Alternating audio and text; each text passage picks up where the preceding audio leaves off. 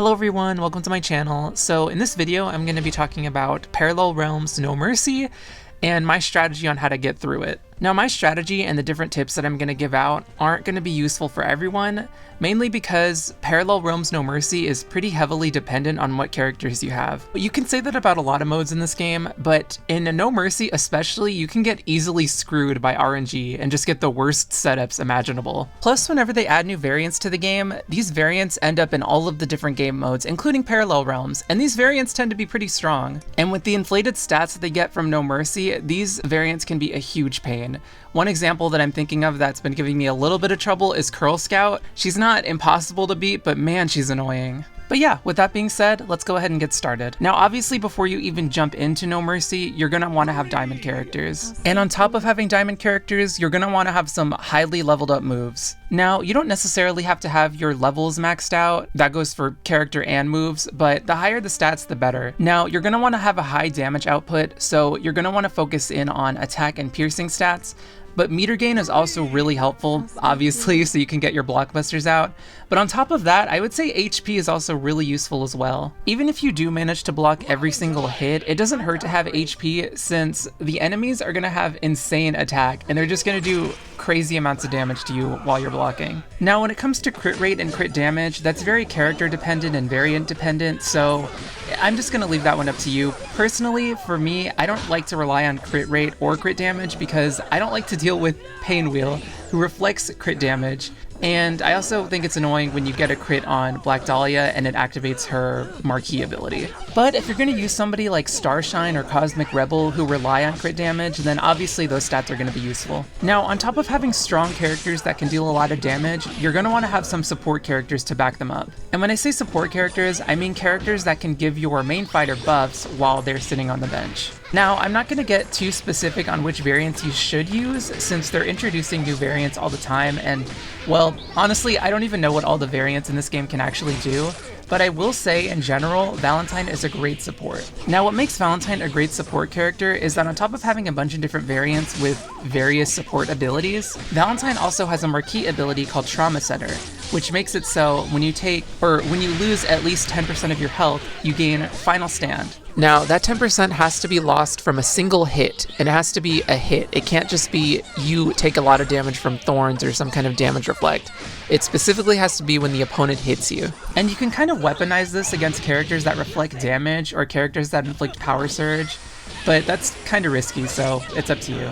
Either way, Valentine and Final Stand are extremely helpful. Now my go-to supports are Rose Tinted Umbrella and Starlight Rose Annie. Rose Tinted gives your characters Barrier and Thorns whenever they lose too much of their health, which can be really helpful with survivability purposes. And on top of that, Starlight Rose can give your characters Barrier, but whenever they have Barrier already on them, they also gain Regen and Enrage. So this helps with damage output and also gives you some more survivability by healing your characters. Unfortunately, this combination doesn't provide Final Stand, so that's the only downside to using them. Although I don't necessarily have to use that combination, I just prefer to use them together rather than apart. Other support characters that I really like is Surgeon General Valentine. She can provide Final Stand, of course, with Trauma Center, but she also gives Regen and Immunity, which can be really helpful since some of the debuffs in this mode are kind of a huge pain. I also really like Graveyard Shift Valentine since she can, again, provide Final Stand with Trauma Center, but she can also provide heavy regen whenever you defeat an opponent. And being able to heal in this mode is extremely useful. Next I want to talk about buffs. Now pretty much every buff is useful, except for Blessing, which is completely useless in No Mercy since you can't revive. But there are a few standouts that I want to talk about, and I'm mainly going to focus on these because I think buffs are kind of self-explanatory. Like, of course Invincible is useful, obviously Unflinching is useful, so yeah. So let's start with Regen and Heavy Regen. Regen and Heavy Regen are extremely useful in No Mercy, well, in Parallel Realms in general, because your health carries over from fight to fight. So being able to recover your health during a fight will ensure that your character survives, well, at least it'll increase the chances of you surviving for the fights to come. And even if you somehow never get hit in this mode, you're pretty much guaranteed to lose HP just from blocking hits or damage reflect or something. Now, another buff that's helpful when it comes to healing is Miasma.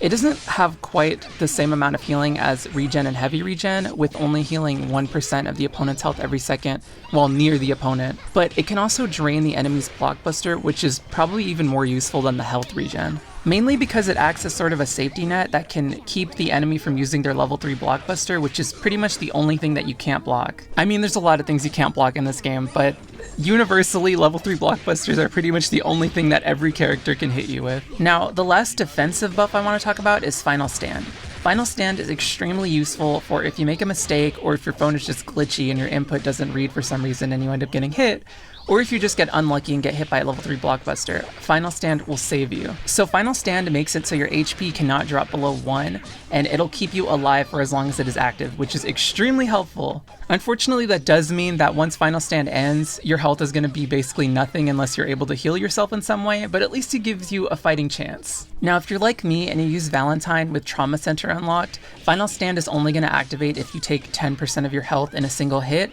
So there's a chance that it won't activate, unfortunately, but generally, because of the inflated stats of the enemy, it's probably going to activate if you get hit by something. So now I'm going to talk about offensive buffs, although there are really only 2 that I'm going to talk about. So we're going to start with Precision. Precision is an extremely useful buff. It makes it so your next hit is guaranteed to be a critical hit, and it also means that that hit is not going to trigger any signature abilities of the opponent. So let's say you're up against someone like Immoral Fiber or Plot Twisted, whose abilities activate upon death. If you kill them with a precision hit, they're not going to have their abilities activated. So Plot Twisted won't come back to life, and Immoral Fiber won't do any damage to you. Now, as useful as Precision is as an ability, as far as I know, there aren't really that many characters that can actually give themselves Precision. And on top of that, it'd be really difficult to actually time it so you manage to kill the enemy with a precision hit. One thing to keep in mind about Precision is that it will not activate using a throw type move, and that's because throws can't crit. So if you're up against somebody like Death Wish and you're using, say, Starshine or Windswept and you have a permanent precision on, do not defeat them with a throw move because it's not going to crit, and therefore it will trigger their signature abilities. Now, when it comes to level 3 blockbusters, Annie's level 3 blockbuster Photo Finish does not crit and therefore will trigger signature abilities, so be careful when using that one. Okay, I know I said that it wouldn't crit and therefore would cause, or would trigger signature abilities rather. Well, recently I was up against a Death Wish and I used Annie's Photo Finish to defeat Death Wish, thinking it would trigger her signature ability to activate, but it actually instantly killed her. So I don't know if the chance of instant death actually prevented that from happening, because Death Wish should have revived. It was weird. So I'm not really sure. Still, if you were trying to avoid triggering signature abilities, I just wouldn't chance using Photo Finish. I would just try to focus on getting a critical hit with Precision. Also, it's called Photo Bop, not Photo Finish, but I call everything by the wrong name. And both of Philia's level 3 blockbusters are considered throws, at least at the end of each one. So if you're using Fenrir Drive, all of the hits going up, where she launches them into the air, those are considered crits. But when she brings them down and dives to the ground, that's considered a throw. And because that's the last hit, that's going to be the fatal hit. So that's something to keep in mind if you're using Precision specifically so you don't trigger any enemy signature abilities. One huge downside about Precision is that since it's guaranteed to be a critical hit, it's going to activate Pain Wheel and Black Dahlia's marquee abilities that trigger whenever they're hit by a critical hit. In Black Dahlia's case, this means it'll activate her No Time to Die ability, which means she'll gain regen and haste. And in Painwheel's case, it'll activate Tainted Blood, which means you'll take damage from the critical hit, which is really annoying, so just be wary of that. Now, the next buff I want to talk about is Deadeye. So Deadeye is pretty useful in that it not only ignores the enemy's defense, but it also ignores a bunch of other buffs like Thorns, Evasion, Auto Block, and Unflinching. Now, among all of those buffs, the only one that you're pretty much guaranteed to see is Thorns. And the reason for that is because on the 3rd floor of No Mercy, one of the match modifiers makes it so whenever you block a hit, the enemy gains a stack of Thorns. So because of that, I would say Deadeye is very useful, at least on the 3rd floor. Although I think Deadeye is another one of those buffs that there really aren't that many characters that can actually give themselves the buff, but if you have access to it, definitely consider using that character. Again, I just want to reiterate that all buffs are pretty much useful except for Blessing, but these specific ones, at least in the case of Precision and Deadeye, I feel like are kind of overlooked, and when it comes to regen, heavy regen, miasma, and Final Stand, I think those are just probably the most useful defensive buffs, so yeah. Actually, I lied. There's one last defensive buff that I wanted to talk about, and that is Immunity. Immunity is super useful against people like RoboFortune who just inflict debuffs on you while you're fighting them, and it's also really useful for the final area of Parallel Parallel Realms, since that area is full of debuffs. But at the same time, these are all buffs that I've come to rely on a lot, so I kind of don't really have much experience with the other ones. Also, I just want to add this in there because it kind of goes along with buffs.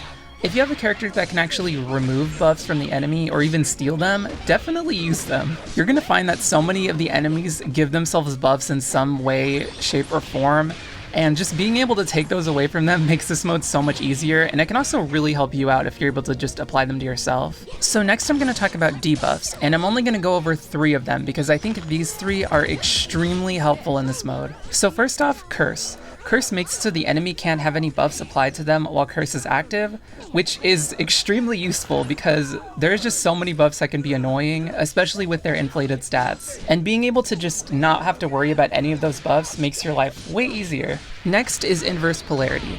So Inverse Polarity makes it so whenever the opponent is recovering HP, instead of recovering HP, if they have Inverse Polarity, their health is actually going to go down instead. This is extremely useful because whenever the enemy gains regen, since they have such high HP, regen heals them for an insane amount. So being able to take that away from them and actually use it against them is just extremely helpful. Plus it's extremely satisfying to see Black Dahlia just take herself out with her own ability. Now this is a debuff that I know is extremely useful, but I personally have pretty much never used it ever because I don't have a character that I've actually leveled up that can apply it, and that debuff is Hex. So Hex makes it so the enemy's signature abilities are deactivated. Now this is extremely useful and probably even more accessible than Precision, although I'm not really sure, and probably more convenient than Precision to be completely honest. But again, I've never really used it before.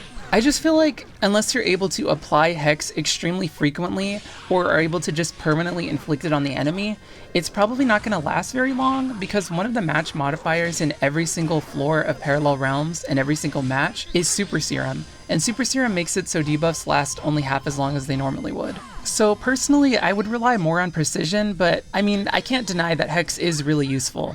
Also, another thing about Hex, it doesn't actually have an effect on marquee abilities, unfortunately, so yeah, that kind of sucks. Now, the only debuff that is completely useless in this mode, and is actually kind of a hindrance, although in some cases it can be really helpful, although those are pretty specific, is Bleed and Heavy Bleed. So one of the match modifiers that is, again, in every single match of Parallel Realms No Mercy is Coagulation, and Coagulation makes it so whenever you inflict Bleed, the enemy converts it into a stack of regen. So you can't inflict bleed on the enemy at all unless you're able to curse them first, which makes a lot of characters kind of unusable. But with that being said, if you're able to take advantage of it, if you can manage to inflict Inverse Polarity and then inflict bleed, then their regen is just going to take their HP down. So that's kind of another way of inflicting bleed in, you know, some kind of sense. But that's pretty situational, and in most cases I'd say bleed is actually kind of a hindrance. Although, special shout out to Final Fang because it's very easy to apply Curse with her, and if you're able to apply Curse, there's a lot of different attacks that she has that can actually inflict bleed. And bleed will actually be useful in that situation, so shout out to her. There's so many different debuffs I could talk about, but I guess to just add a few more onto the list that I think are worth talking about, Wither and disabling blockbusters makes it so you don't have to worry about getting hit by a level 3 blockbuster. Even if those debuffs don't last very long because of Super Serum, they can at least buy you some time to hopefully take out the enemy before they can actually unleash something horrible on you. But again, most debuffs are pretty useful, and a lot of them are kind of situational, so choose wisely, I guess. So before I get into the different match modifiers of each floor in Parallel Realms, I first wanted to talk about different characters that I personally find really annoying, or I just try to avoid at all costs, and specific variants that I struggle with. Okay, now characters.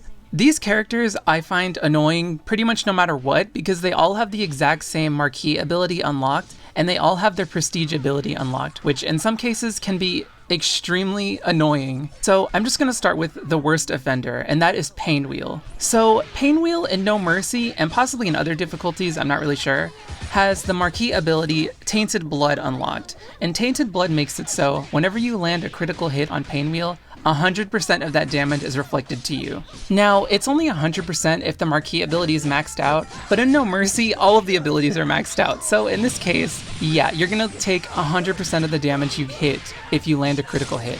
And there's nothing you can do about this since it's a marquee ability, and you can't disable marquee abilities. So unless you have a way to heal yourself, or you have some kind of way to give yourself barrier or something, I would just avoid Painwheel at all costs. And if you have to go up against Painwheel because she's a boss or something, then try to use somebody that can regen their HP, and try to use somebody that can't or is very unlikely to get a critical hit. Or maybe even use somebody that can actually just drain her health without you having to inflict any real damage to her.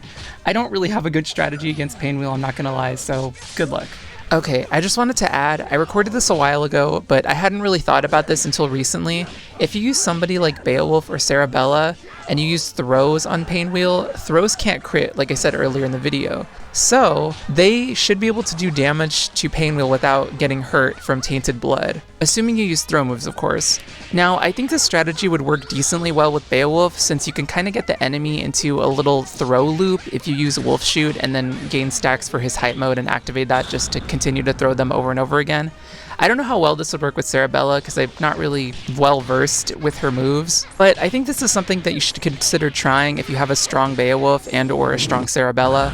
Me personally, I have Wolfsbane Beowulf, but I haven't really invested enough into his moves to actually deal a lot of damage, so yeah. Now, the next character I want to talk about is somebody that I find to be very annoying more than anything, but she can actually be quite deadly if you're not careful, and that character is RoboFortune. So, RoboFortune's marquee ability is DOS, and what that does is it inflicts Power Surge on you for 15 seconds when you're near her for at least 3 seconds. So that is extremely annoying because what Power Surge does is it does damage to you every time you use a blockbuster. Now, Power Surge specifically takes off 5% of your HP whenever you use a blockbuster. But Power Surge can stack, and it's probably going to stack if you're fighting RoboFortune since, again, Parallel Realms gives these characters inflated HP.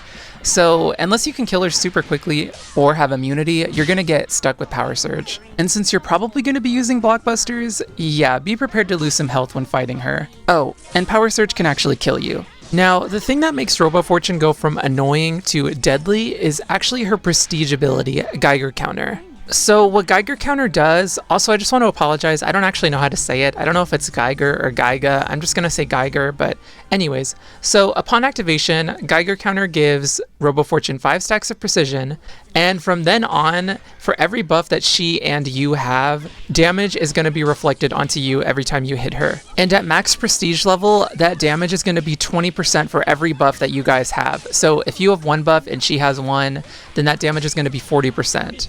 And unfortunately, in No Mercy, I'm pretty sure every character's prestige level is maxed out at 100, so yeah, it's going to be at least 20% per buff. And if she activates that, then good luck, because unless you and her just don't have any buffs for some reason, you're going to be taking a ton of damage. Plus, she charges this by gaining buffs or debuffs, so whenever she gets a buff, she'll charge, and whenever she gets a debuff, she charges up. So just be really careful and try to take out RoboFortune as quickly as possible before she can activate this ability. Okay, so these next few characters I'm going to talk about are characters that are more annoying than anything because of their prestige abilities or marquee abilities or whatever, but to me they're not super deadly on their own, although there are specific variants of them that can be kind of terrifying. Now, I'm not going to talk about the specifics of each variant because at this point, I think if you've played this game long enough, you've encountered like every version of this character that you hate. At least I have, and the same can be said about the next characters that I'm going to be talking about. But first, I'm going to start with Black Dahlia. So the only thing that I'm going to be going over for Black Dahlia is her marquee ability because I find it to be extremely annoying, and her prestige ability doesn't really scare me at all.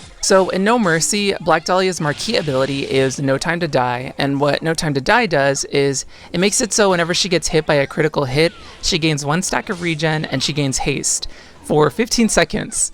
So yeah, every time you get a critical hit on her, she's going to get some regen. And with the inflated HP from No Mercy, she's going to be gaining a ton of health back if she gets too many stacks of regen. And that can make it difficult to win if you are having trouble killing her because eventually you'll run out of time. Now, an easy counter for this is Curse or Inverse Polarity. So Inverse Polarity will turn her regen buff against her since it'll actually drain her health instead of recovering it, which is extremely helpful since it's very easy to give her stacks of regen since the requirement for her getting it is just getting hit by a critical hit. And Curse just makes it so she can't get those buffs at all, which is also extremely helpful since it makes it so she can't actually recover her health back. from regen at least. Having somebody that can remove or steal her buffs is also extremely handy. So next I'm going to talk about Valentine. So Valentine is just a pain. Not only does she have a move that can just bring her teammates back to life, but her prestige ability and marquee ability are also extremely annoying. And calling her prestige ability annoying might be underselling it. So for Valentine's marquee ability, she has ICU, and ICU makes it so whenever she gets hit by a debuff, she gets heavy regen for 20 seconds. So this is easy to counter if you have curse or inverse polarity, but just dealing with it in general can be kind of annoying. But there's her prestige ability. So her prestige ability is called Reanimator, and it makes it so whenever she activates it, she revives her teammates, and she starts healing her health. And at max level, she heals for 2% health every second. Now, the reason I said earlier that calling it annoying might be underselling it is because this can bring her teammates back to life. That is such a dangerous situation to have, because it's not exactly hard for characters that you have to fight in this mode to gain their health back. I guess it really just kind of depends on which variants you're up against, but I know that certain variants, once you beat them, you really don't want to deal with them again. I mean, imagine if you killed a Black Dahlia and she brought her back to life. Like, no. And Valentine charges up her prestige ability just by gaining health, so be very careful when dealing with her. Although her prestige ability also is kind of countered by inverse polarity, since she's going to be gaining health, so inverse polarity will actually cause her to lose health instead, so there's that at least. Okay, so next is Squiggly. Squiggly's marquee ability is called Dead Alive, and pretty much it makes it so whenever one of her allies is hit while they're next to her dead body, they gain Final Stand. And at max level, this Final Stand lasts for 15 seconds, so it can be annoying, but if you can just remove Final Stand or steal it away or something, or inflict Quietus, then it's not really a big issue. So on the subject of Final Stand, we can go ahead and talk about Umbrella as well. So Umbrella's marquee ability is called Bitter End, and it makes it so once per match, whenever she falls below 25% of her health, she gets Final Stand and heavy regen. And at max level, this lasts for 15 seconds. Now, this ability is probably going to activate unless you could somehow kill her before her health drops below 25%, which I don't even know if that's possible. But an easy counter for this, again, Quietus, Curse, or just stealing Final Stand away from her. And actually, now that I think about it, Curse is also a good counter against Squiggly's marquee ability. Okay, so the last character I'm going to be talking about is Double. So Double's marquee ability in No Mercy is Volatility, and what Volatility does is every 10 seconds, at least at max level, she gets a random buff for 10 seconds, which I guess isn't really that bad. I just wanted to bring her up because I swear every time I fight Double, she just gains the most annoying buffs, the ones that are the most difficult to deal with. Final Stand, Invincibility, Unflinching. If she gets one of those, especially Unflinching, be very careful. Although, again, being able to steal or remove her buffs is an extremely easy counter against her, but if she gets Unflinching, I would be very careful because you never know what she's just gonna attack you with. Now, I said I wasn't going to get into specific variants for this because I feel like there's always going to be new variants that come out that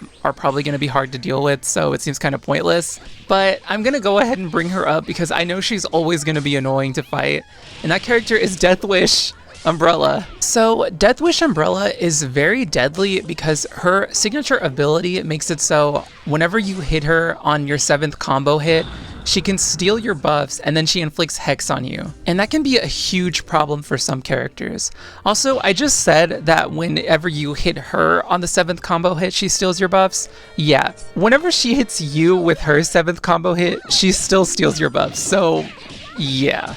And to make matters worse, her other ability makes it so whenever she dies, she comes back to life, brings back all of her teammates, and she gets Miasma for each buff that she had. So yeah, Deathwish Umbrella is evil, and she's extremely evil in this mode specifically because of all the other match modifier nonsense that you have to deal with. As for how to counter her, if you can deal really good damage without getting high combos, then you can probably kill her without having to worry about her Hex nonsense and her buff stealing. Unfortunately, that's not going to save you against her revive. Although, if you're able to bring her out first before killing her other teammates, then you won't have to worry about her bringing them back to life since they'll already be alive. Now, if you're able to inflict her with Hex, then you're not going to even have to worry about any of her signature abilities.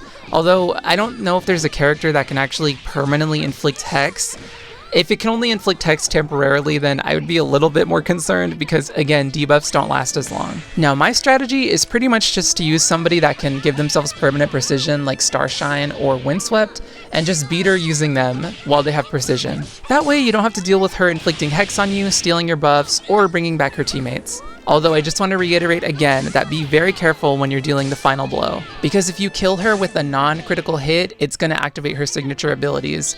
So don't throw, don't use a level 3 blockbuster that doesn't crit, which in Philia's and Annie's case is all of them. But yeah, I just wanted to bring up Death Wish because I think she's just awful to fight, and I feel like she will be for a very long time. There are definitely other variants that can give you a lot of trouble, but really I think it just kind of depends on who you have. For me personally, I struggle against Evergreen Evil, sometimes just because I don't really have Starshine or Windswept because I lose them for some reason. Alright, so originally I was going to talk about the match modifiers for each area of Parallel Realms, but I realize now that once I go over my strategy for each area, I'm just going to end up repeating myself, so let's just go ahead and get into floor 1. Actually, no, I totally forgot. We still have to talk about artifacts. So in Parallel Realms, whenever you beat one of the nodes, not including the Healing node, Recruitment node, and Revival node, you get an artifact. And these artifacts basically act as fight modifiers for all of your characters. There's all sorts of different artifacts, and they all have very different effects. Some of them can give you buffs,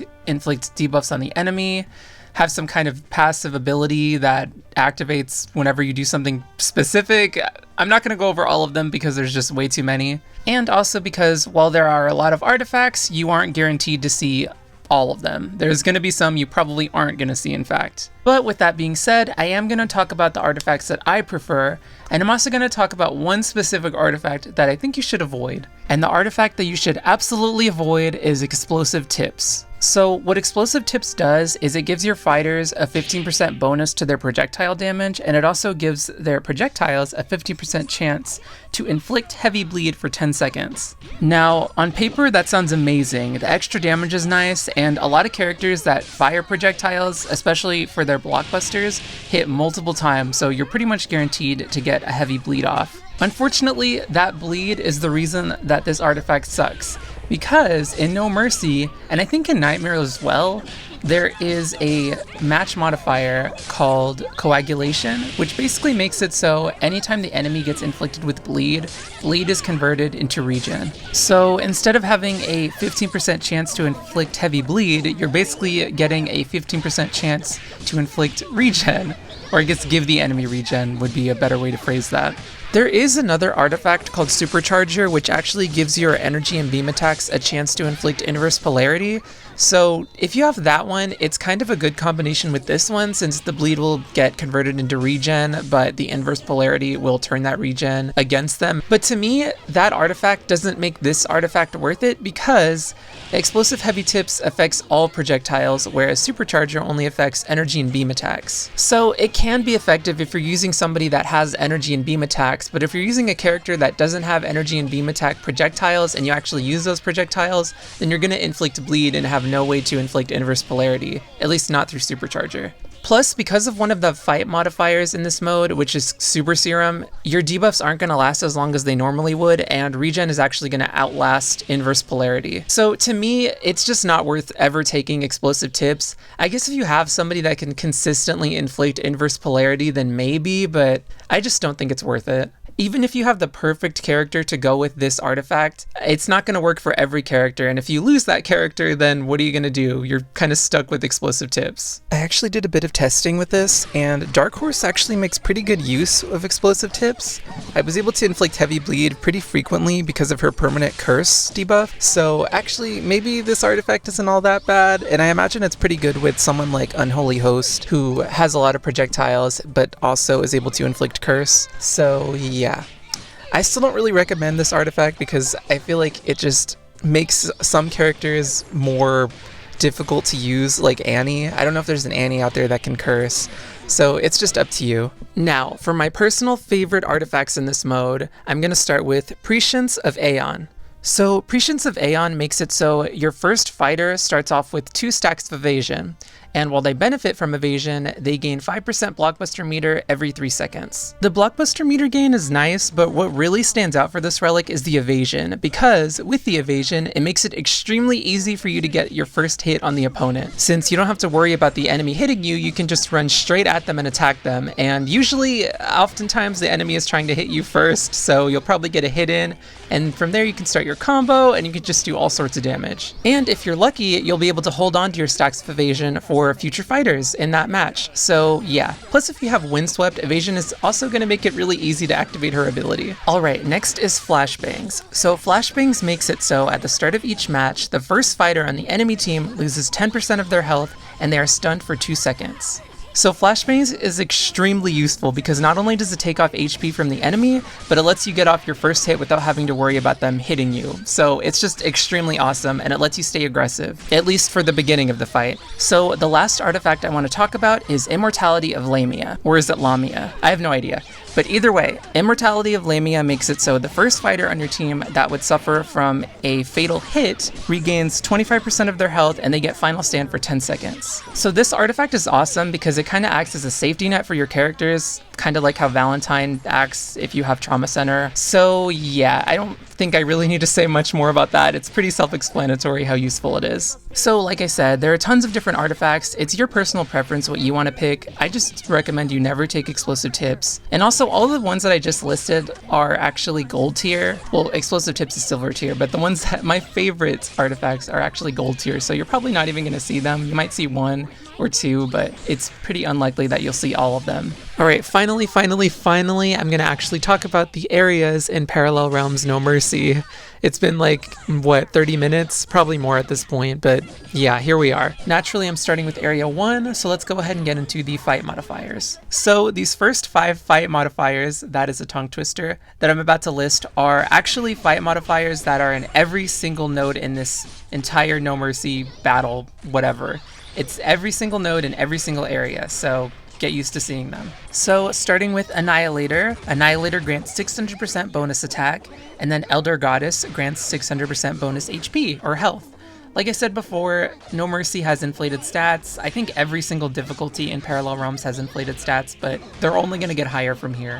Next we have Coagulation, which converts all bleed effects into regen. This is the reason that bleed is pretty much useless here unless you are able to curse the enemy first. Super Serum, which makes it so debuffs last half as long as they normally would on the opponent. It's kind of annoying, but if you have a way to permanently inflict the debuff, then it kind of doesn't really matter since it's just going to stay on there. Although I will say it becomes significantly more annoying in the final boss of No Mercy in Area 3, so yeah.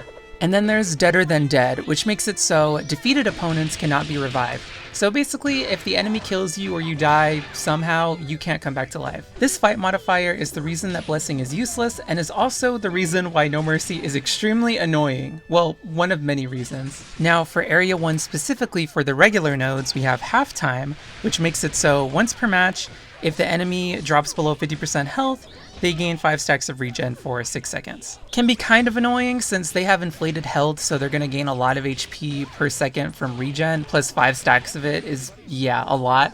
But if you're able to inflict inverse polarity, you can kind of turn this against them. Curse also works. And also, removing the buff or being able to just steal it from the enemy is also extremely helpful. Now, for the final fight modifier for the regular nodes in Area 1, we have Reactive Armor, which makes it so the enemy has a 10% chance to gain armor when hit, and this armor lasts for 5 seconds. This can be kind of annoying, but if you're able to steal armor or remove it, or inflict armor break, or just apply curse, then you don't really have to worry about it all too much. Just be wary if you're using characters with moves that have a lot of hits. Now, my strategy for this first area is to use Dark Horse Marie, Graveyard Shift Valentine, and then a third character that's pretty inconsistent. I've been using Apex Complex Fuqua a lot, just either a support character or an attacker that I can kind of rely on just in case Dark Horse dies. So the reason I use Dark Horse Marie is because she can inflict permanent curse on the enemy after 10 seconds, she can give herself permanent haste, and she gets a 50% damage bonus when she has haste. So she can do a lot of damage while also keep making it so I don't have to worry about the different buffs that the enemy can gain from the different fight modifiers. So the moves that I gave Dark Horse, I gave her Repetitive Skeleton Impact, which is her level 3 blockbuster. Obviously I'm giving it to her because it's a level 3 blockbuster and therefore is unblockable, but it's also helpful because it can inflict inverse polarity, which is good against the regen gain that the enemy gets in Area 1. Next we have Weight of Our Will, which is a level 2 blockbuster. I don't even know if this game uses levels when it comes to referring to the blockbusters, but it's one of her blockbusters, her regular ones. The reason I gave it to her is because it can actually reduce the enemy's blockbuster meter, specifically by 4% per hit. Then we have Carpal Pummel, which I gave to her because it does a lot of damage and it's extremely easy to fill the blockbuster meter for this move. I think because it's a level 1 blockbuster, but yeah. It can also apply a stun, but the stun only lasts for 4 seconds, so in No Mercy it's only going to last for 2 seconds because of Super Serum. So by the time the enemy actually gets up off the ground, the stun's already going to have worn off. It is also unblockable if the enemy is suffering from Quietus, which is something that I didn't actually know until reading about it right now, so that is definitely something I've never actually utilized. Next we have Merry-Go-Round, which inflicts armor break on hit. I really like this move. I don't really take advantage of the whole unflinching part of it in No Mercy because I don't really want to get hit and take a ton of damage, but it's good for getting a long combo in and filling up the blockbuster meter of her blockbusters. Plus, obviously, armor break is a good counter against the whole armor gain. And finally, we have Hilgard's Haymaker, which upon hitting inflicts Quietus. And what Quietus does is it makes it so Final Stand and Blessing have no effect on the enemy. So basically, if they have Final Stand and you kill them while they have Quietus, they're just going to stay dead. Same with Blessing. And it also makes it so resistance is apparently ignored, which I didn't actually know was a thing until now. I usually use this move after hitting with Weight of Our Will just to get some extra damage in and inflict Quietus. As for her stats, I tried to focus on attack, piercing, and meter gain, which as you can see she has capped at piercing, she has a lot of meter gain, and she has a decent amount of attack. It could be better, honestly. And I've also given her a lot of HP just for survivability reasons. Special cooldown is helpful, and she has defense, although I'd rather that be HP, but I'm not just going to keep trying to reroll it into HP, so it's just there. So for Graveyard Shift Valentine, I never plan on actually using her to do any fighting. She's pretty much just there for support entirely, so yeah, I'm just going to talk about her abilities. Starting with her signature abilities, which one of them basically makes it so whenever an ally or an enemy dies, all of your teammates gain heavy regen for 15 seconds. This is very helpful because it gives you a way to heal yourself after killing an enemy, which is very nice because your health carries over from fight to fight. And of course, since Graveyard Shift is meant to be a support character, I gave her a Trauma Center so she could give Final Stand to whoever is fighting, just in case something horrible happens and they get hit. But those are the main two characters that I pretty much always use on the first area of Parallel Realms No Mercy. Alright, so moving on to the boss node of Area 1, this is where things get a little bit more annoying. So let's start by going over all of the fight modifiers. So this time we have Executioner and Mother. Executioner grants 1000% bonus attack and Mother grants 1000% bonus health. So these guys are stronger and beefier than the regular nodes in this area. And unfortunately, we're still stuck with Coagulation, Super Serum, and Deader Than Dead. So Bleed is useless, debuffs are not as strong, and you can't revive. This next fight modifier that I'm going to mention is actually one that you're going to see on every single boss node in every single area of No Mercy Parallel Realms, and that fight modifier is Plot Armor. So Plot Armor makes it so the enemy can't lose more than 5% of their health from a single hit, which is basically just Scared Stiff's signature ability, well, part of it. Either way, it is a huge pain and it's extremely annoying, but I will say, if you're using Annie, her Destruction Pillar move actually deals an additional 10% of the opponent's max health upon a critical hit, and this kind of bypasses Plot Armor, so if you're using Annie, she's really good here. Well, in that specific instance, we're actually going to get into why she's not so great in a second when we get into the other fight modifiers. Next we have Tune Up, which makes it so whenever the enemy uses a special move, they gain regen for 15 seconds, and whenever you use a special move, they gain armor for 15 seconds. I don't think either of these are that bad. I feel like if you have a counter for the regen previously and the armor previously in the other nodes, then this one shouldn't really be much of an issue, but that could change with the next fight modifiers that I'm about to mention. So next we have Renaissance, which makes it so whenever the enemy dies once per match, they come back to life with 25% health and a full blockbuster meter. This is annoying, but It could be worse, I guess. Just be careful with the blockbuster meter. Also, I just want to say this right now. If you're up against Blue Machine RoboFortune and you kill her, she will come back to life, but she'll immediately explode. So she doesn't really benefit from the revive, but I'm just letting you know because I fought her once and I killed her thinking she was going to come back. I was super close to her and I'm like, okay, I'll be fine. And then she got up and just exploded. It was just stupid. So I don't know how that interacts with other characters whose signature abilities activate upon death, but just keep that in mind. One way you can counter Renaissance is by using Quietus before you actually defeat the enemy.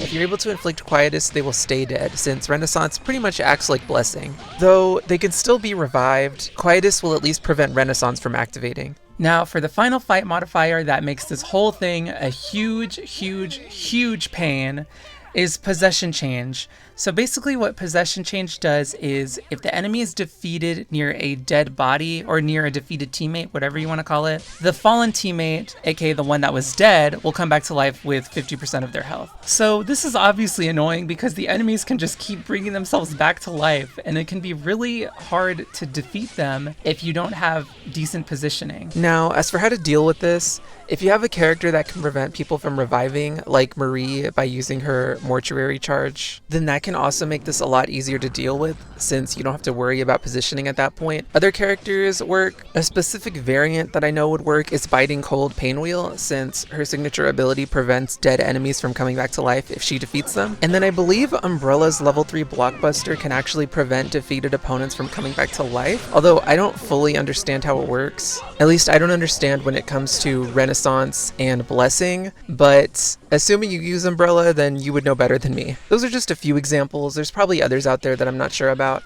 But one thing you can also do is if you have a way to bounce the enemy off the wall, that actually really helps with positioning. Okay, so my strategy for this boss in Area 1 is to use Dark Horse, Graveyard Shift, and again, a third filler character. I don't know, I'm not consistent with this. But basically my strategy is to use Dark Horse to take out the first enemy, along the way trying to get her Mortuary Charge as high as possible, or better yet, just filling it up entirely, killing the first enemy, and then using the charge to destroy the dead body. This way I don't have to worry about Possession Change, bringing them back to life. And then I do the same thing for the second opponent, and once I'm on the third opponent, there shouldn't be any dead bodies left, so I don't really have to worry about that part, and I can just kill them without any issues. Now, that is way easier said than done. I actually find that I often lose Dark Horse here, although usually I can take out one opponent or two before she goes down.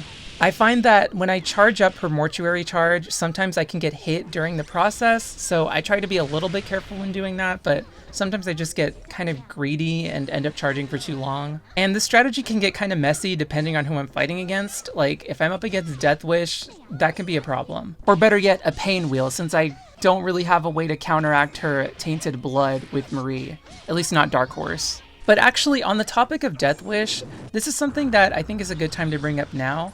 So in Parallel Realms, if you actually lose a match, so let's say you have a team of 3 and you are able to kill 2 of the enemies, but for some reason maybe you ran out of time or that last enemy is able to just finish off the rest of your characters and you lose, those 2 characters that you defeated in that match are gonna stay dead the next time you go in. So you don't have to worry about fighting them again if you've killed them already. And it's kind of the same with their health too. If you aren't able to kill them but you're able to take out some of their health, that health is gonna stay gone. Now let's talk about Death Wish and how she interacts with all of this. So if you are up against a node with Death Wish and 2 other people, and let's say you kill both of the opponents except for Death Wish, and you lose the match. If you go back in and you kill Death Wish, even though there shouldn't be any dead bodies around for her to bring back, if she dies and you trigger her signature ability, she's gonna bring them back. So just whenever you see Death Wish, try to kill her. I mean, obviously you're gonna wanna kill her first anyway, but make sure you just kill her,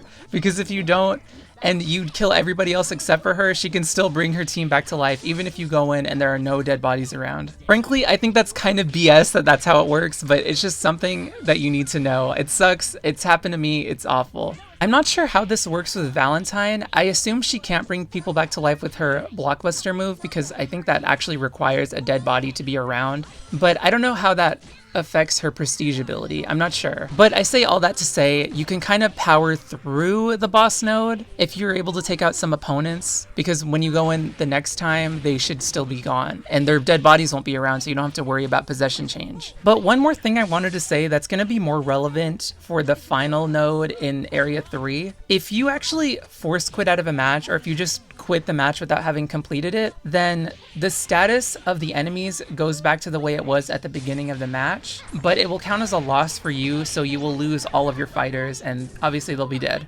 So if you're going into a node a second time, having killed 2 of the enemies and maybe brought the last enemy down to like a sliver of health, if you find that somehow they're able to bring back all their health and just revive every single teammate, and it's just basically you're back to square one, then what you can do is force quit and then they'll just be back to where they were with 2 dead teammates and like no health. It sounds kind of stupid, but it's also kind of cheap at the same time, but I'll talk about that more when I get to Area 3. But anyways, back to my strategy. So if my Dark Horse plan fails, I'll either switch to Gustbuster and continue the strategy of destroying the dead bodies. I might actually use Gustbuster if I lose Dark Horse beforehand. And if that doesn't work, I hopefully have already killed most of the enemies, so I don't have to worry about that stupid fight modifier possession change, and I can just kind of power through it. Or I might have to just worry about positioning, which is kind of hard, but it's possible. Oh, but before I move on, there's 3 other nodes that you have to think about when doing Parallel Realms. So there's the Recovery node, which heals your teammates, all of them.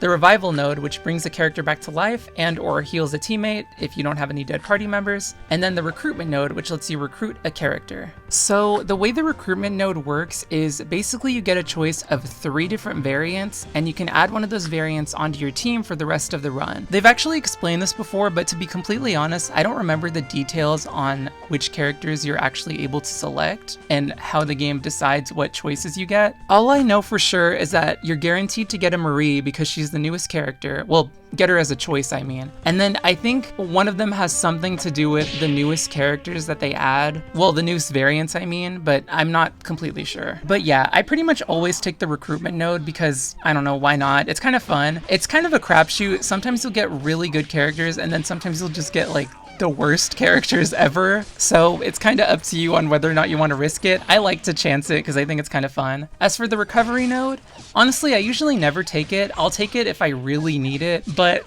more often than not, the only reason I'll take it is if I'm trying to avoid a specific fight, usually with the pain wheel. All right, now we're moving on to Area 2. So let's start with the fight modifiers again. First, we have Annihilator, which makes it so the enemy gets 800% bonus attack.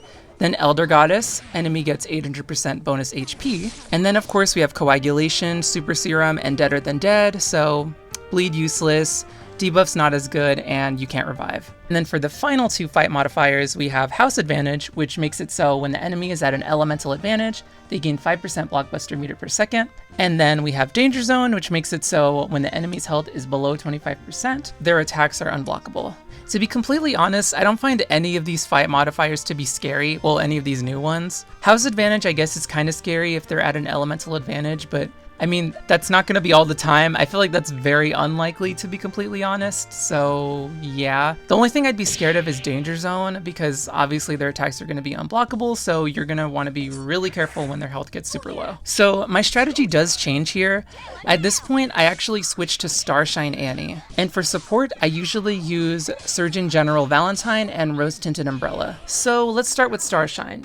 So Starshine's signature ability gives her immunity and blessing after 20 seconds of facing the same opponent in battle, and her other ability, well, the other part of her ability, I guess, gives her precision after staying in the match for at least 30 seconds. So the main reason I use Starshine is because of that permanent precision, because if you remember, precision makes it so your next hit is going to be a critical hit, so a permanent precision makes it so all of your hits are going to be critical hits. This means that Starshine's damage is not only insane, but it also means I don't really have to worry about signature abilities that trigger on hit too much, because precision hits do not trigger signature abilities. Immunity is also helpful, but it really isn't as helpful because it only activates when you're facing the same opponent. So since it takes 20 seconds for it to activate, it doesn't really stick around long enough for it to be useful. Alright, so let's talk about Starshine's moves. So we're gonna start with Photobop. So Photobop is her level 3 blockbuster. It's extremely useful because it's, well, unblockable for one thing, but it also kind of stuns the enemy for a second. So not only does it do a lot of damage, but once it ends, you can actually get a combo off and do even more damage. Plus, it also transfers all debuffs that you have onto the opponent. This becomes even more helpful in the final area of Parallel Realms, but not only does it do all of that, but it also has a chance of instantly defeating the opponent if their health is less than 25%. So yeah, Photobop is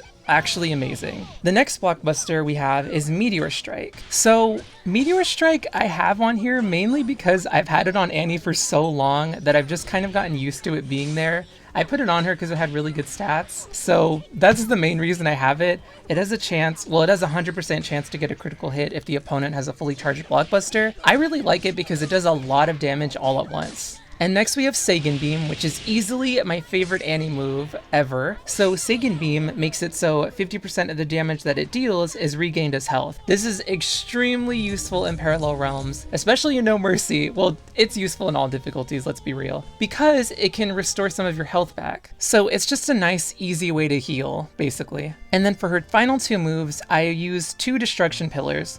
So Destruction Pillar is really awesome because when it gets a critical hit, it actually deals an additional 10% of the opponent's health. So this is extremely useful against plot armor, that horrible fight modifier, but it also is just really nice against regular opponents because it does so much damage. And permanent precision, it makes it so those hits are guaranteed to be critical hits, so they're always going to do a ton of damage. Now for Annie's stats, I tried to give her some attack. I've given her an insane amount of health, more than she probably needs, but frankly I really like to have survivability and a safety net, and I think just having a lot of health is really handy. But I also tried to give her meter gain, piercing, but more importantly crit damage. I would really rather have more crit damage than she has now, but I don't really want to try my luck on rerolling, so for now the stats that you see are just going to be the ones that I'm keeping. And while normally I don't really go for crit damage because I just don't like to rely on critical hits, for Annie, well, for Starshine specifically, it's extremely useful, obviously because she can give herself permanent precision. Now for my support characters, I already mentioned Surgeon General and Rose Tinted earlier in the video, but I'll just get into more detail with them. So Surgeon General's ability, basically, while she's alive, your teammates gain immunity and heavy regen for 15 seconds every 30 seconds. This is useful for getting health back and because immunity is really handy against debuffs. So if you're up against debuff heavy variants, immunity is going to be very helpful. And of course, Surgeon General also has Trauma Center as her marquee because Final Stand is awesome. So for Rose Tinted, her ability makes it so whenever one of your fighters loses 25% of their health, they gain 1 stack of barrier and 1 stack of thorns. This is kind of a safety net, pretty much. That's the only reason I really have her here.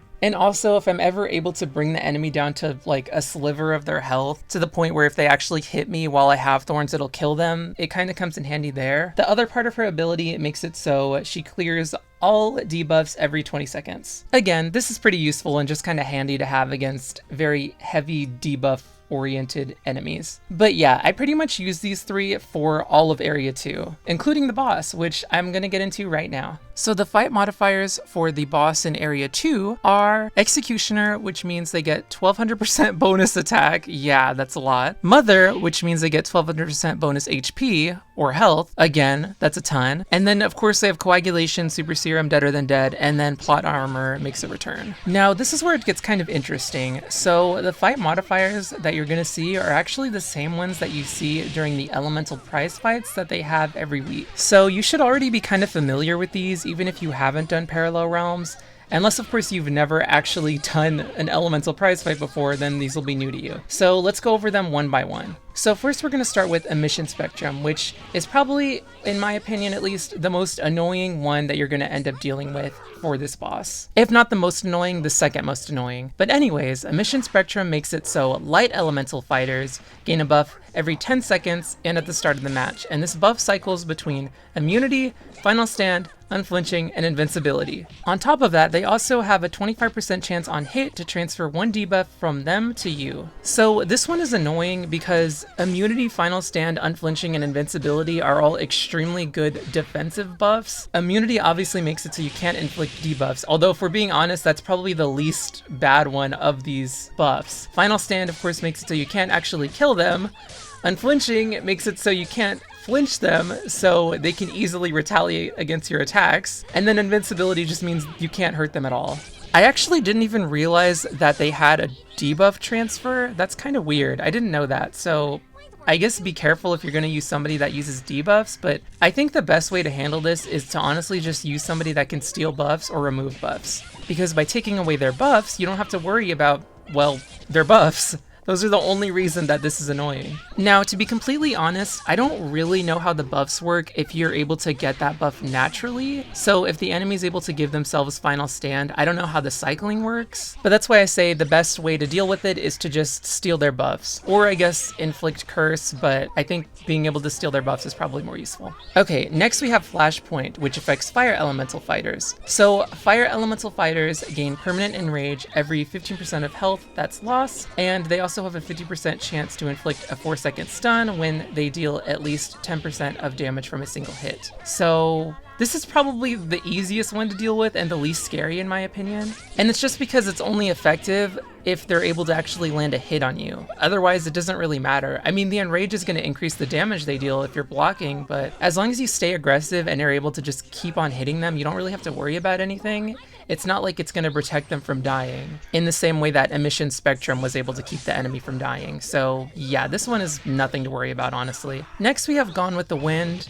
So Gone with the Wind affects air elemental fighters, and it makes it so whenever they tag out, they gain 25% of their health, and whenever you use a blockbuster, your blockbuster meter is reduced down to nothing, and your special moves are also reset. So this fight modifier is definitely annoying, but it's not too bad. I think it just depends on who you use. I will say it makes it harder to kill the enemy, and because of that, it actually gives the enemy a bigger chance of using their level 3 blockbuster and killing you. So in that respect, it can be kind of scary, but for the most part, I've never had too much trouble with it. I mostly just found it to be a little annoying. Now we have Permafrost, which affects water elemental fighters. So Permafrost makes it so the enemy gets 1 stack of armor every 2 seconds, but this stack of armor is removed every time they are hit. And while they're benefiting from armor, their hits will disable your special moves and blockbuster for 5 seconds. This one I'd say is slightly worse than Flashpoint, but it's also not bad at all. I feel like if you stay aggressive, you're gonna just remove their stacks of armor anyway, so it doesn't really help them all that much. Since it's extremely easy to take the armor off just by hitting them, I feel like you don't really have to strategize against this too much. So yeah, I don't think there's really much to worry about with Permafrost. It's more dependent, I think, on the variants that you face off against, but I'm sure their signature abilities are way scarier than whatever Permafrost can provide. And for the final fight modifier, this one affects dark elemental fighters. So we have Nyctophobia, or Nyctophobia? I just realized I don't know how to say this word. Alright, Google says it's Nyctophobia. So what Nyctophobia does is, basically whenever you hit the enemy, they gain haste for 5 seconds. And when that haste expires, you get hit with a 5-second doom, which will go away if you're able to hit the opponent. Although I think tagging out works as well. Yeah, this one is either the most annoying or the second most annoying. It's, I don't know, whatever you think it is. I hate this one. I've had such bad times against this in Dark Elemental prize fights. The 5-second doom is just terrifying because if you aren't able to actually hit the opponent and they're just continuing to block and you're not able to get a throw off, you'll die and then you'll feel really sad. But with that being said, immunity I'm pretty sure can counter against this, or if you're using Annie, you can actually transfer doom over to the opponent by using Photobop and it will kill them. So that's one strategy that works. But yeah, that's pretty much Area 2. It's really not that bad. Honestly, by the time you get here, you should have a decent amount of artifacts, and hopefully you'll have a good rhythm going. So to me, this is the easiest area, even easier than Area 1. And the boss is for sure easier than the boss in Area 1. You can get kind of unlucky and get some really bad matchups, but for the most part, it really isn't that bad. Now, onto the final area of Parallel Realms, Area 3. So for the match modifiers, first we have Executioner. The enemies get 1000% bonus attack. Yeah. Then we have Mother. The enemies get 1000% bonus health. Again, yeah. We have the usual suspects, Coagulation, Super Serum, and Deader Than Dead. You guys know by now. And then we have two of the most annoying modifiers, at least to me. Final Curse, which makes it so when you defeat an opponent, you get inflicted with 3 debuffs for 10 seconds, excluding stun. This is so annoying, and immunity is so useful here because of that. And then last, but certainly not least, we have Devil Snare, which makes it so the enemy gets a stack of Thorn for 5 seconds for each hit that you block. Yeah, this is horrible, and honestly, of all the normal match modifiers, outside of the boss ones, is my least favorite modifier of all. So yeah, countering Final Curse isn't that bad, you really just need to have immunity, but if you have somebody like Annie and have a way to transfer debuffs, then that also really helps. Or if you have a support character that can remove debuffs from you, that can also be extremely useful. So even though Final Curse is kind of annoying, it really isn't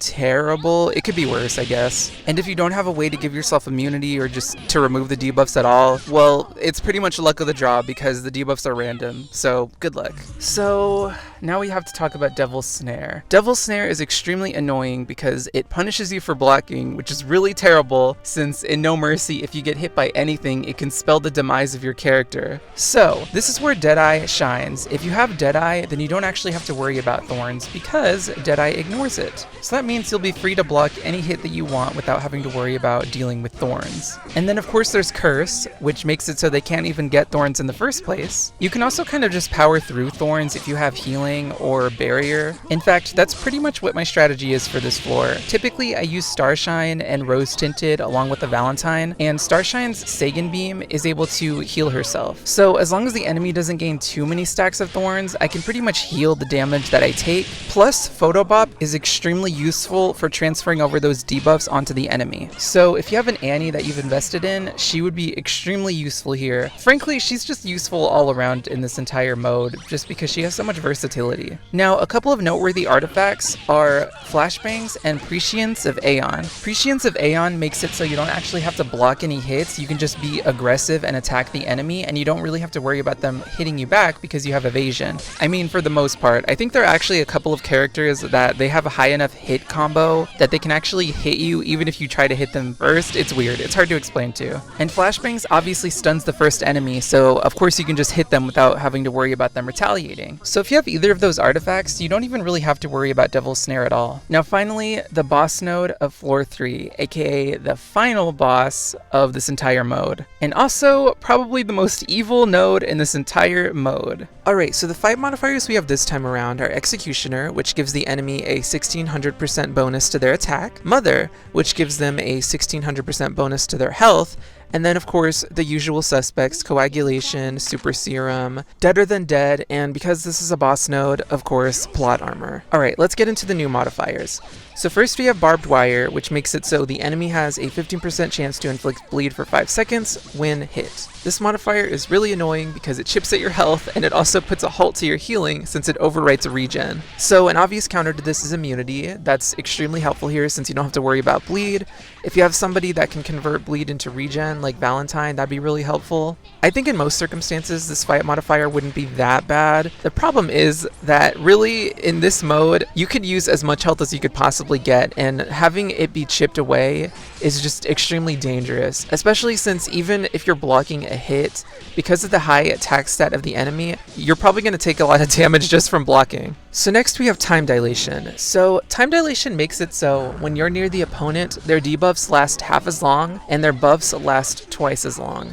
And not only that, but these effects are reversed for you, so your debuffs are going to last twice as long and your buffs are going to last half as long. This one in particular is really nasty because not only does it make it so the bleed that you're going to get in this fight is going to last longer than it normally would, but it also means that the debuffs that you inflict on the enemy are barely going to last any time at all because they also have Super Serum. And this isn't even something that you could counter like you could with Barbed Wire and the next modifier that I'm about to talk about. It's just a part of the fight that you have to deal with. Next, we have Exquisite Corpse, which makes it so whenever the enemy gets hit while near a dead body, they get a stack of thorns for 15 seconds. And not only that, but whenever the enemy uses a level 3 blockbuster, or a tier 3 blockbuster rather, they revive all of their teammates with 50% of their health. So this is definitely the scariest modifier in this fight. because if the enemy actually gets to their level 3 blockbuster and they have dead teammates, it's, to me at least, it's kind of stressful worrying about whether or not they're actually going to bring them back. Also, that whole thing I said about Deathwish being able to bring back her teammates despite their bodies not being around, that's going to be relevant here too, because if you lose the fight, but you manage to defeat a couple of the opponents or even just one, if you go back into the fight again with a different set of characters, if they use a level 3 blockbuster, their fallen teammates are going to come back. That's another thing you have to deal with. So all around, this modifier is just horrible. So counters to this. Obviously, if you have Deadeye, you don't have to worry about taking damage from thorns. If you have somebody like Marie or Umbrella that can destroy the enemy bodies, then that's also really helpful, since that makes it so you don't have to worry about thorns, and you also don't have to worry about them coming back to life, at least for the duration of that fight. And if you don't have any of those things, just be careful where the corpses land, because at the end of the day, Exquisite Corpse will only give them thorns if they get hit while near their dead allies. Just do whatever you can to make it so the enemy doesn't get thorns, because that thorns is going to last forever. And honestly, a permanent curse would be a godsend here. Now, for my strategy. I don't really have one, to be honest. So what I usually attempt to do is basically the same thing that I did for the boss in Area 1. I bring Marie, although Dark Horse at this point is usually dead, so I end up using Gustbuster, and basically I try to take out the enemy and charge up as much as I can, and once I defeated them, I destroy the body. The main problem I have with the strategy though is that barbed wire takes off so much of my health that even if I block a hit after charging, there's a huge chance that I'm gonna die. And unfortunately, my Gustbuster really isn't all that strong. I've also attempted to use Indomitable Parasol because she can give herself Deadeye, and she can also give herself Miasma by stealing the enemy buffs, but again, I usually just can't deal enough damage with her before I end up dying, and that strategy really doesn't work well against somebody like Deathwish who can steal your buffs from you. So while I do try to have a strategy, it's never fully worked out. I've gotten close, but usually what I end up having to do is powering through. And what I mean by powering through is basically I go into a fight and try to take out as many enemies as I can, which usually just ends up being one. Then when I lose, I go back into the fight with different characters and rinse and repeat until I've defeated every single opponent. It's definitely a cheap strategy and possibly something you might not be able to do if you don't have enough strong characters, but it's pretty much the reason I've been able to defeat this, because I just can't get through it in one go. To bring up that whole revive thing again though, if you do manage to take out both of the opponents and you're on the final one, if they revive their allies, usually what I do is I force quit, because if you force quit and you go back into it, they'll just be at the state they were before that fight. So let's say you're up against a Philia, a Painwheel, and an Umbrella. If you manage to take out Philia and Painwheel, and you go into the fight with just having to deal with Umbrella, and she manages to bring back her teammates, if you force quit, or you don't have to force quit, you could also just quit the fight without having actually finished the fight. When you go back into it, you'll just have to deal with Umbrella again. You don't have to worry about her revived teammates. That's also really cheap, but I don't care. This whole mode is cheap. But honestly, I'm curious to hear other people's strategies, because I find this final fight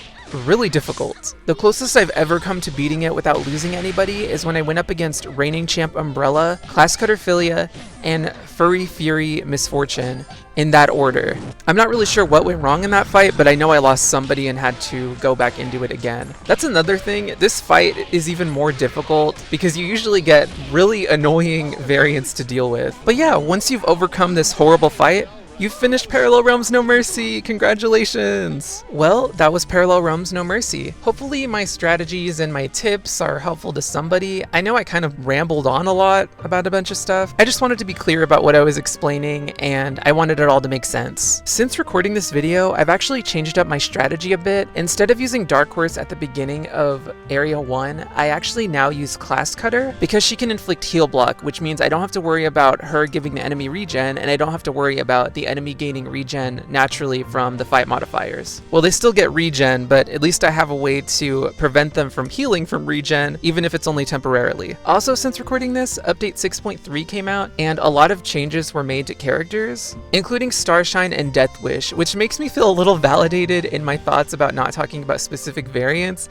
because you never know when they're going to change them up. But yeah, if you guys have any of your own tips or strategies, go ahead and share. I'm actually curious to see how other people deal with some of of these specific fights, because some of these modifiers are just awful. And frankly, some of my strategies could use some work too, because relying on Marie to destroy dead bodies is really difficult sometimes. But even though No Mercy can be a huge pain and is really unfair for the most part, at least in my opinion, it's also kind of a fun change of pace because of how difficult it is, because it's really satisfying when you're actually able to complete it. Plus, it's a nice way to give your other characters an opportunity to shine, even if it's a bit forcefully, since you're probably going to end up only relying on those characters that you don't use if the characters that you do use die. But yeah, like I said before, hopefully this video was helpful to somebody. Even if it wasn't, I just wanted to talk about my own personal strategy, because I really enjoy playing this game and I really like talking about it. Also, apologies if in the future more updates come out and some of the information in this video ends up becoming invalidated. But yeah, anyways, thank you guys so much for watching. I will see you again next time.